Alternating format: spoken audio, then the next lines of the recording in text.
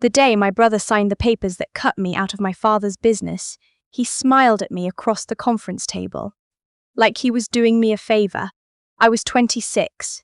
I had worked at Hargrove Construction since I was 19, first answering phones after school, then learning estimating, then running crews. My father built that company with $40,000 and a used pickup truck. I grew up watching him eat lunch at his desk because he couldn't afford to step away. I learned to read blueprints before I learned to drive. My brother Nathan showed up 8 years later with a finance degree and a handshake my father thought looked presidential. The lawyer slid a document across the table. It was a restructuring agreement. It said I would receive a one-time buyout of my equity stake, $22,000, and that going forward, Nathan would hold majority control of Hargrove Construction as the sole operating partner.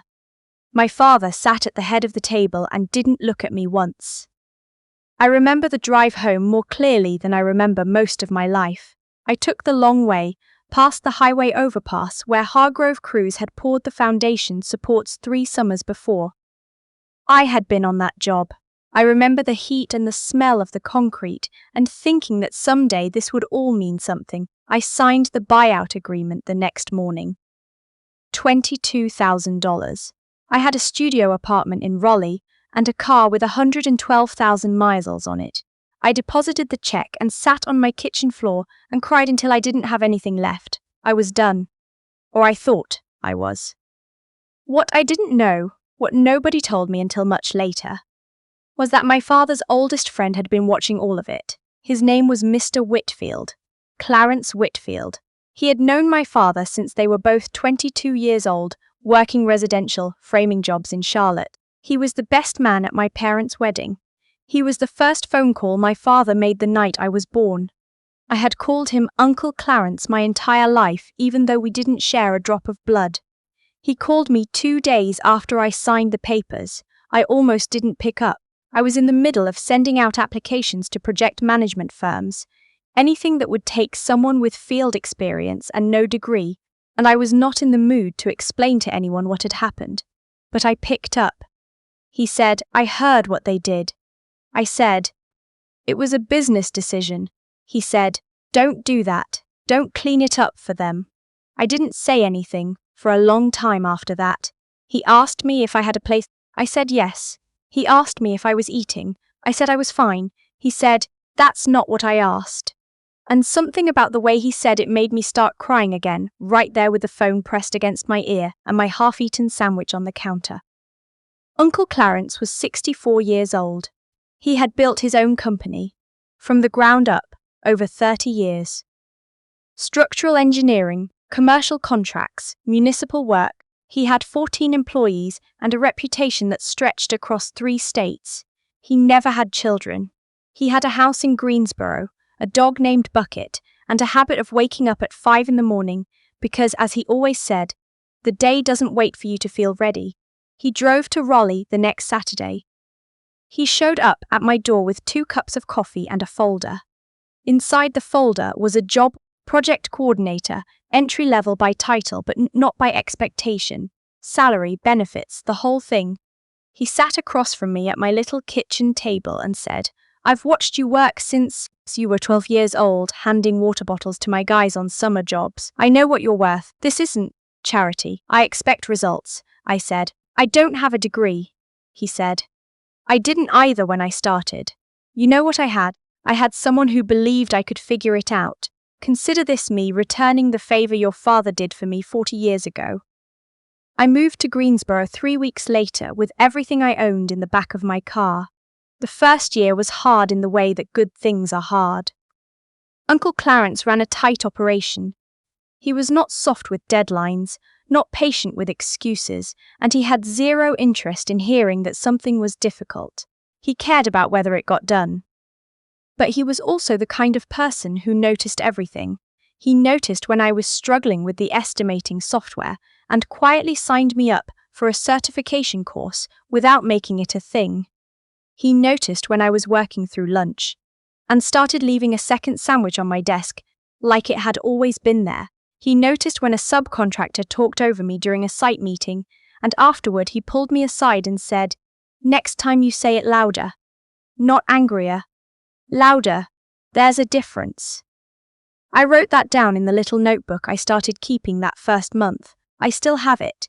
My father called twice that year. Once in January to wish me a happy new year in a voicemail he left at 11 in the morning when he knew I would be working. Once in September with a question about a supplier contact he thought I might have. I did not call him back either time. Nathan never called. My mother called on my birthday, which I appreciated, but when she said, "I hope you understand, your father only did what he thought was best for the company." I told her I had to go, and I hung up and I sat with that for a long time. Best for the company. I thought about the 4 years I ran the Piedmont Road project, from site prep to ribbon cutting. I thought about the weekend I spent driving across 2 counties to deal with a materials delivery failure that Nathan didn't even know had happened. I thought about the Christmas I worked because someone had to, and my brother sent me a text that said "Thanks" with a period at the end. Best for the company. Uncle Clarence never asked me about my family. He didn't pry. But sometimes in the evenings, if I stayed late to finish something and he was still in the office, we'd end up talking. About work, mostly. About a project he'd bid on in 1994 that almost broke him. About the way the industry had changed. About what it meant to build something that lasted. He had a way of talking about the work that made you feel like it mattered. Not just financially, but in a real, physical, permanent way. These buildings would stand after we were gone. That meant something to him. It started meaning something to me too. By my 3rd year, I was managing contracts. By my 4th, I was running the Forsyth County Municipal Project, the biggest job Whitfield Commercial had taken on in a decade. Uncle Clarence let me lead it. He was available if I needed him, but he did not hover. When the general contractor tried to push back our timeline, without adjusting the payment schedule, I pushed back. When a structural issue came up in the parking structure that the original plans hadn't accounted for, I got 3 engineers on the phone before noon and had a solution on paper by end of day. Uncle Clarence heard about the parking structure thing secondhand from the site foreman. He walked into my office the next morning and set a coffee on my desk and said, "Good." Just that, good. From him, it was a lot. My salary had nearly doubled by then. I had moved into a 2-bedroom apartment. I had a savings account that had real money in it for the first time in my adult life. I had colleagues who respected me, and clients who asked for me by name. I had a life that I had built, piece by piece, from the wreckage of a conference table and a $22,000 check. I didn't talk to my father or Nathan for almost 7 years. Then Uncle Clarence got sick. He told me himself, the same way he told me everything, directly, no softening. Pancreatic cancer, stage 3. He had already seen 2 specialists. He had opinions about both of them. He was going to pursue treatment, but he wanted to be realistic, and being realistic meant there were things to put in order. I didn't cry in front of him. I waited until I got to my car. He kept working through the first rounds of treatment. Some days were bad, and he'd go home early. Early being 2 in the afternoon, and those were the days I stayed until 7, making sure everything kept moving. He never asked me to. I never made it a conversation. We both just understood. The last Christmas he was well enough to enjoy, he gave me a leather portfolio. Dark green, heavy, with my initials pressed into the front corner. Inside was a letter. It was handwritten, 2 pages, and it talked about the Forsyth project and the way I'd handled the parking structure situation, and a dozen other specific moments he'd noted over the years.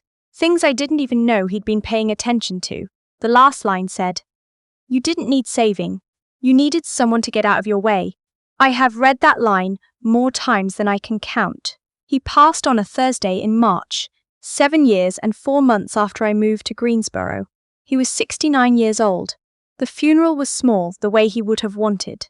Colleagues, a few old friends, neighbors, and then, 2 weeks later, his estate attorney called me.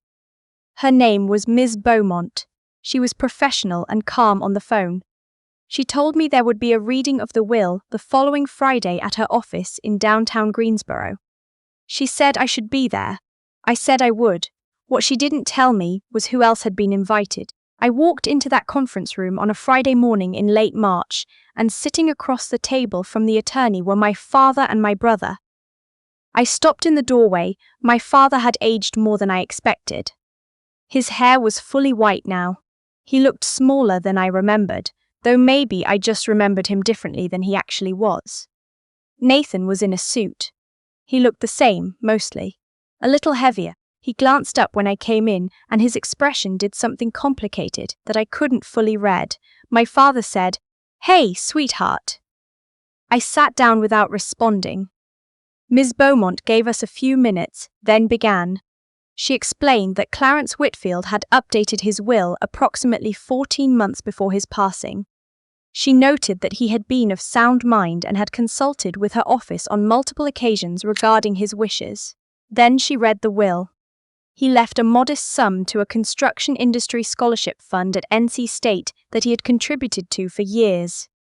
He left his truck and his tools to the site foreman who had worked with him for 22 years. He left a small bequest to his neighbor who had looked after Bucket during his treatment. He left Whitfield Commercial, the business, the contracts, the equipment, the real property, all of it. To me, he left my father a framed photograph of the two of them from 1987, standing in front of a half-built frame house in Charlotte, grinning, with their hard hats pushed back on their heads. He left Nathan nothing. The room was very quiet. My father made a sound that wasn't quite a word. Nathan sat forward and started to say something about undue influence, about contesting, about the nature of my relationship with Clarence over the past 7 years, and his voice was doing that thing it always Saxulays did when he was calculating, clipped and fast and sliding sideways around what he actually meant. I let him talk for about 30 seconds. Then I said, "He made his choice when you were still cashing Hargrove paychecks and I was here." Nathan stopped. My father looked at the photograph Ms. Beaumont had set in front of him. He didn't look up. I said, "I'm not going to fight with you about this. I'm not going to negotiate. I'm not going to offer you anything." He knew what he was doing, and so did I. "If you want to contest it, that's your right, but I think we both know it won't go anywhere." Ms. Beaumont said, quietly, "Mr. Whitfield also left a signed letter with the attorney's office, expressing his intent and his reasoning in considerable detail, in anticipation of any potential dispute." Nathan went very still. My father finally looked up. He looked at me for a long moment, and then he said, "He always loved you like a daughter." I said, "Yes, he did." We didn't say anything else to each other. I drove back to the office that afternoon. It was a Friday, which meant the site logs from the week needed to be reviewed before end of day. I made a pot of coffee and sat at the desk that used to be Uncle Clarence's. I had moved into his office 6 months before he passed, at his insistence, and I went through the logs and sent the reports and answered 2 emails from clients.